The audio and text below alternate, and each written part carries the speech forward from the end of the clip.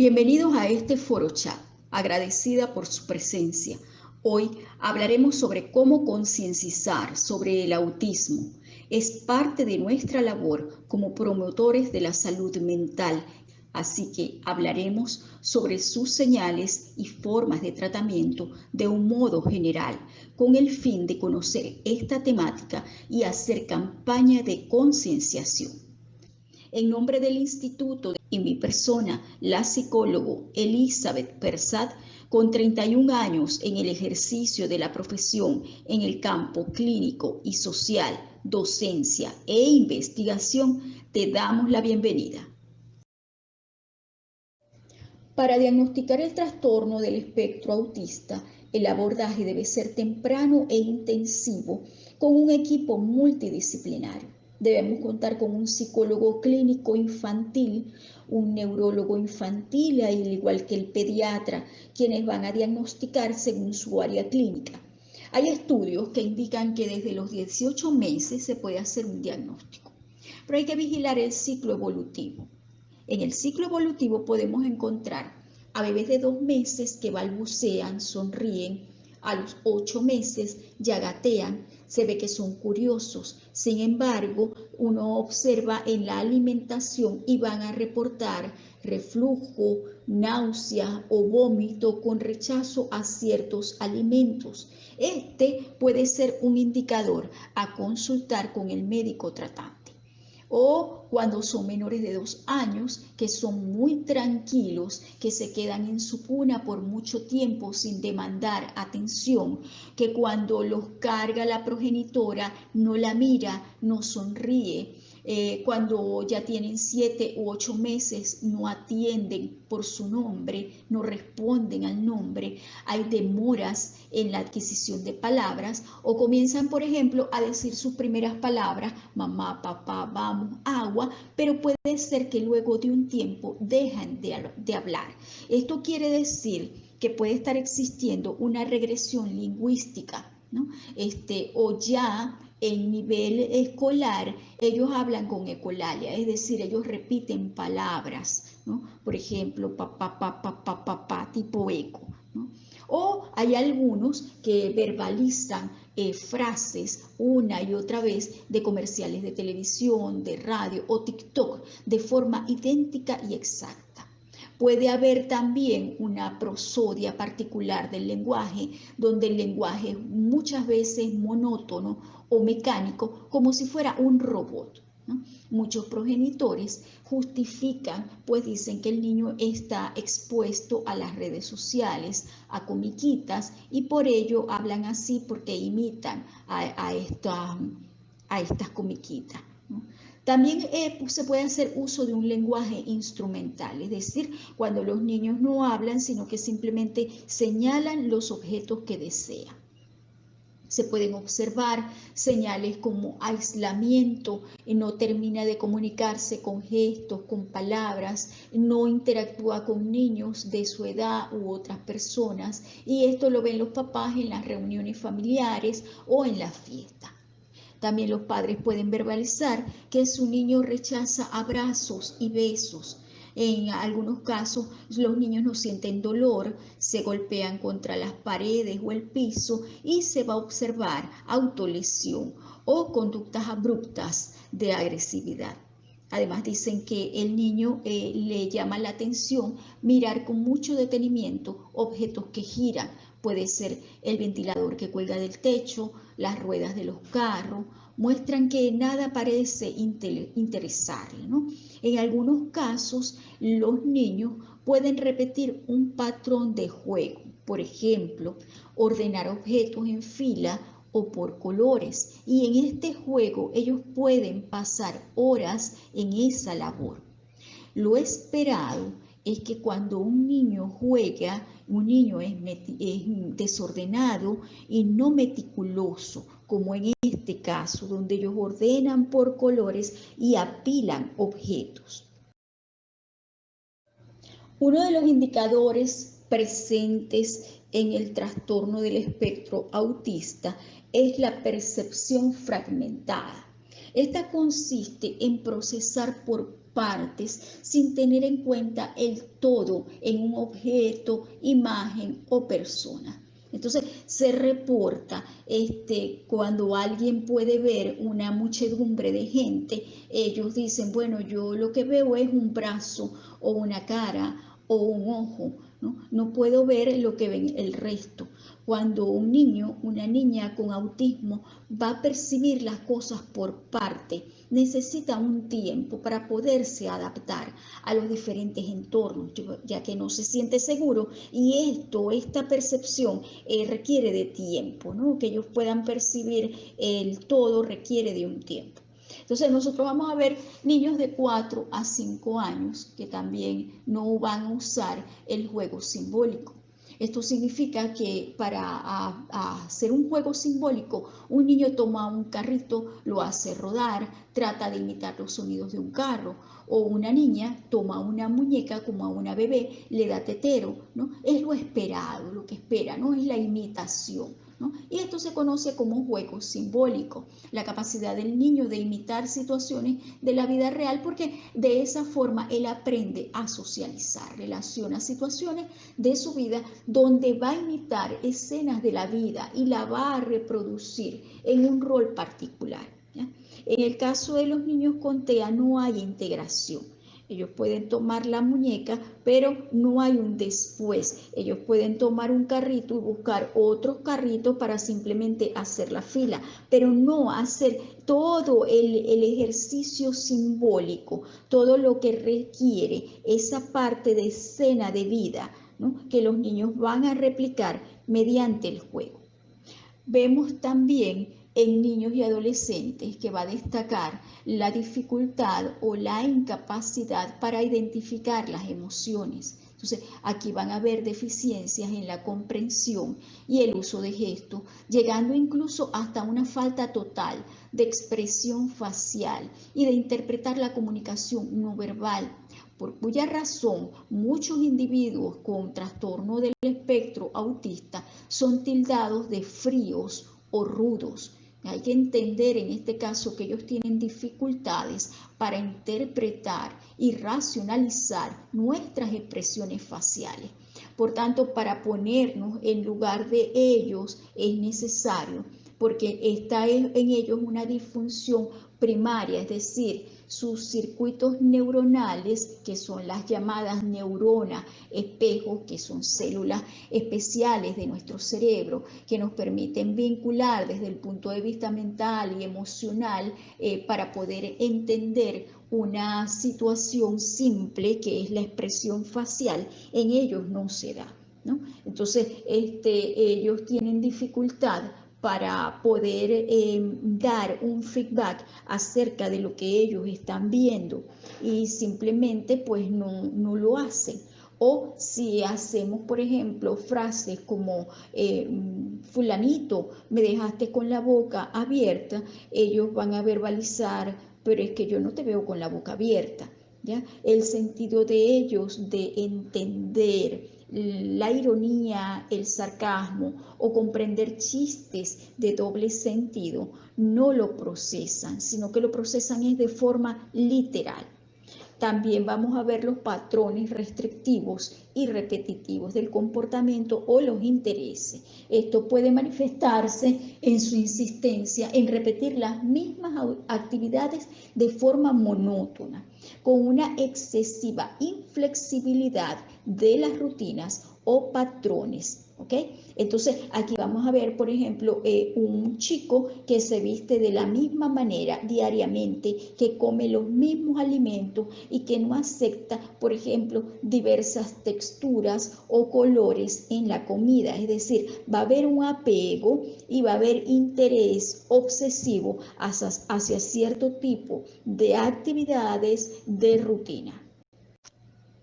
Algunas veces los niños ejecutan movimientos estereotipados, como mover sus brazos hacia arriba, hacia abajo, como si fuese un aleteo de un pájaro, ¿no? Esto lo hacen ellos para expresar o emoción o desagrado, ¿no?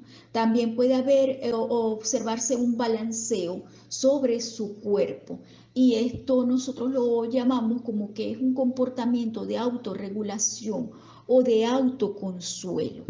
En cuanto al ascenso percepción, puede haber hipo o hipersensibilidad. Por ejemplo, en lo visual, su hipersensibilidad está cuando él se detiene a ver partículas pequeñas y le molesta lo luminoso. Y cuando es hiposensible, está solo porque él ve el contorno, por ejemplo, sus manos, sus dedos frente a sus ojos.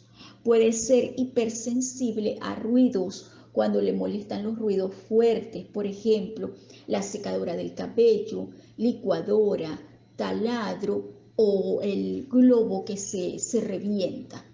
A veces ellos se tapan los oídos y van a demostrar desesperación a través del llanto. No le gusta que le corten el pelo con máquina, entonces aquí es emplear el uso de la tijera. Ellos demuestran hiposensibilidad al ruido cuando son ellos los que cierran las puertas de golpe, cuando les gusta estar en la muchedumbre y en el tráfico vehicular. Ellos demuestran también ser hipertáctiles, porque cuando ellos no quieren que los toquen, cuando quieren ponerse ropa suelta y de algodón, donde no hayan etiquetas que puedan rozarle la piel. Y pueden mostrarse hipotáctil cuando les gusta más bien lo contrario, la ropa apretada, les gustan los abrazos fuertes, los apretones, ¿no? Pueden ser también hiperolfativos cuando les desagradan los olores, o lo contrario, hipoolfativo cuando se quedan a oler a las personas, huelen cualquier objeto y se huelen a sí mismos. Pueden tener también una alteración propioceptiva cuando colocan el cuerpo en posición extraña. Por ejemplo, algunos, y es notorio, algunos se sientan haciendo una W con sus piernas, ¿no? Otros pueden caminar de puntillas todavía en periodo de adolescencia. Y se muestra lo contrario cuando ellos tropiezan con las cosas, cuando se les pregunta si tienen hambre y nunca tienen hambre, ¿no? Hay que más bien tratar de estimularlos para que coman, o cuando no es consciente de las sensaciones de su cuerpo.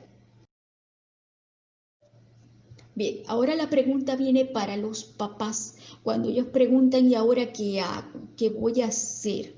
Una vez que identifico que mi hijo está reportando un comportamiento que no entra dentro de lo normal.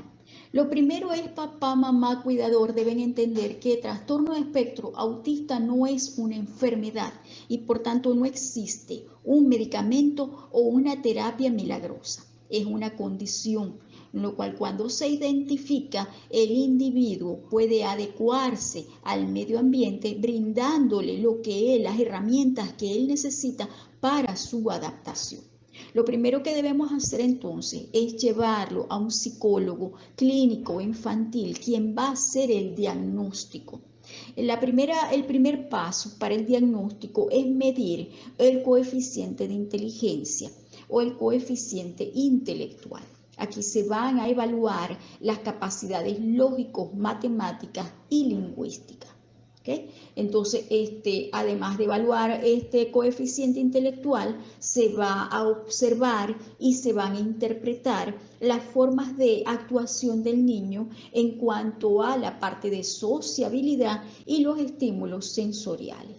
Entonces se aplican pruebas para medir inteligencia, se va a aplicar la prueba CARS y la prueba A2, que son pruebas reconocidas internacionalmente.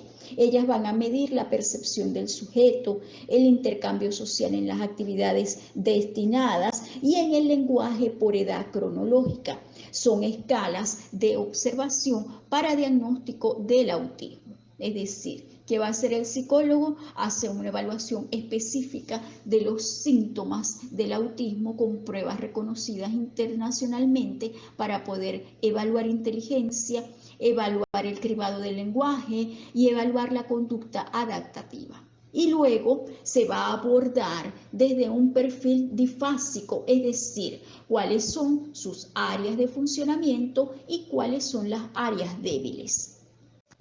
Cuando este niño, niña, adolescente van creciendo y van cumpliendo ciclos, también el equipo multidisciplinario va creciendo con ellos. No solamente ya tenemos el psicólogo, el neurólogo o el médico de cabecera, se va uniendo al equipo, por ejemplo, el psicopedagogo, que es un profesional importante requerido para el proceso de enseñanza-aprendizaje. Su intervención consiste en reforzar aprendizaje. También van a intervenir al ajustar el diseño curricular escolar y más adelante el universitario. La adaptación curricular consiste en ajustar actividades acordes al método de aprendizaje y que cumpla los objetivos del programa para reunir las competencias que necesita adquirir este niño, niña, adolescente con condición TEA con el fin de lograr éxitos en los estudios y más adelante obtener un título. Este profesional también puede valerse del uso del método ABA, A-B larga A, que significa el análisis conductual aplicado. Esto es necesario para el encuadre de rutinas. Otro profesional que se une al equipo multidisciplinario es el terapista del lenguaje o el fonoaudiólogo. Ellos son necesarios para no solo diagnosticar el lenguaje, sino también para implementar formas de comunicación necesarias en las personas con trastorno del espectro autista.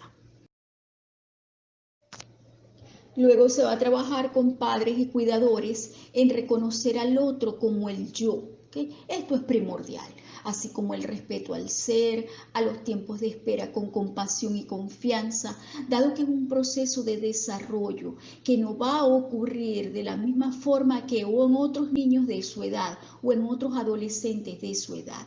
Es el saber que las personas bajo la condición del trastorno del espectro autista no están en un mundo aparte, no están en el mundo habitando con nosotros, es un único mundo. Por tanto, el afrontamiento a esta condición va a ser muy parecido a otras condiciones, síndrome de Williams, síndrome de Down, una discapacidad motora, entre otras, porque todos van a llevar al encuentro desde la emoción acerca de cómo aceptar, aun con miedo e incertidumbre, a este miembro de la familia que es diferente al resto, pero que nos va a enseñar una manera diferente y más abierta de ver la vida. Entonces, para esto que vamos a requerir, papás, mamás, cuidadores, paciencia, amor, dedicación.